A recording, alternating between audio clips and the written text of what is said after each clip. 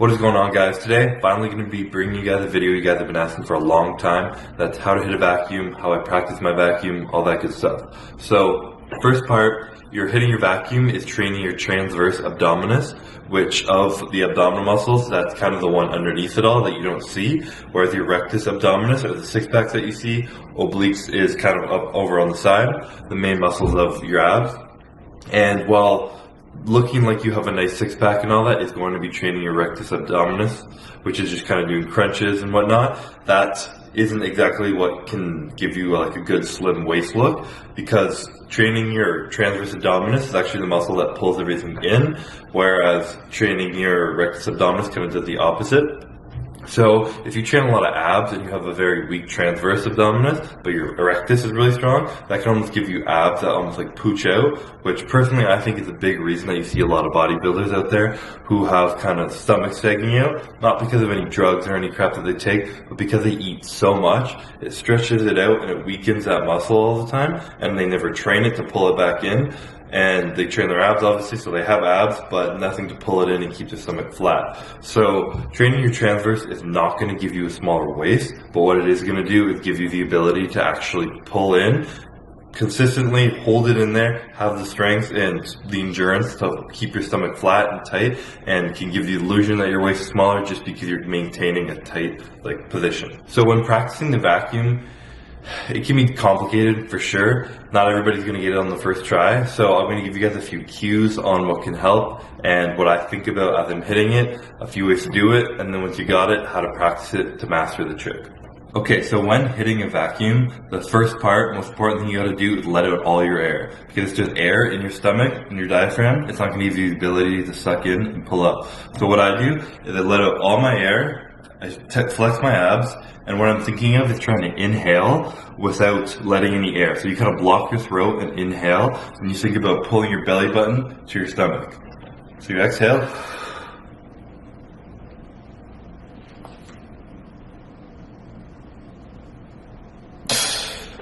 And then you pull in like that. So I'm literally just letting out all my air, and I'm thinking about if I'm trying to but I'm blocking that airway. So instead of actually bringing air in, instead it's pulling the muscle up.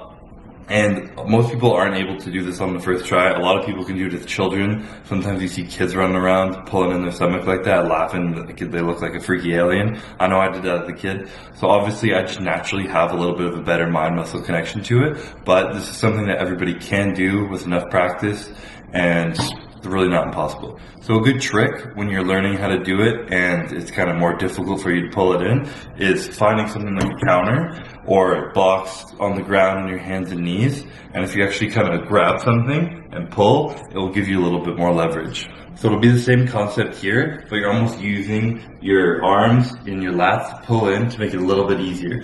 So you put your arm forward, again you let all your air out, and then you suck it in.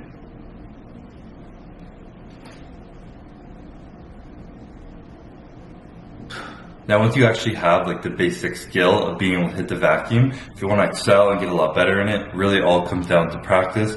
The more you do it, the stronger your transverse abdominis will be, the longer you'll be able to hold it, everything like that.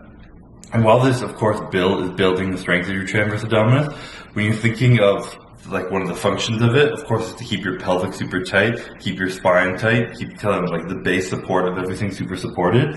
One of the best ways to train it in that sense is holding planks or doing those rollouts. You see people also roll and they come down, big stretch like that, pull it in. That's also training your transverse abdominis and making your core super stable. But in talking about trying to get more advanced with the vacuum, you want to try and just I start off just by holding it as long as possible and letting it out, holding it as long as possible, letting out. Personally, I try and train as if I'm on stage, so it's a lot easier. Again, with your hands on the counter or something, or your hands down by your side. Once you're actually hitting a pose and everything else on your body's flexed, your arms are above your head, anything like that, it makes it much harder to hit and hold the vacuum. So, of course, practice like you play. I practice like I would be hitting it on stage, especially in ab and thigh pose. So personally, I like to go as if I'm going into the pose. I hit a vacuum and I don't let my stomach loose at all. When I let out the vacuum, I breathe in a little bit, I keep my abs super tight, hold it for about 2 or 3 seconds, and then I pull it back up for as long as I can. It's not only is training your transverse abdominis, but it's getting you ready on stage to never let your stomach kind of go out or in. You see a lot of people with breathing issues and stomachs hanging out as they're on stage posing for longer, and this is all literally just abdominal control because they don't train it.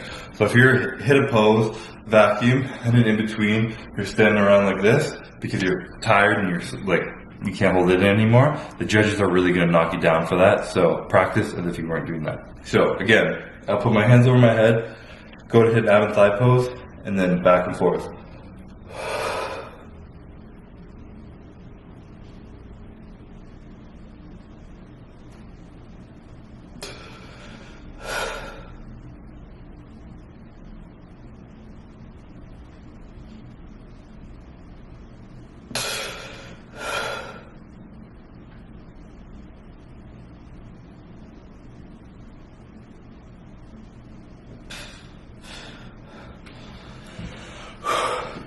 Not easy, definitely not a lot of fun to do, and you will get sore first time practicing it for a while. Sometimes your muscles do get sore just under your ribs, and they can get tight.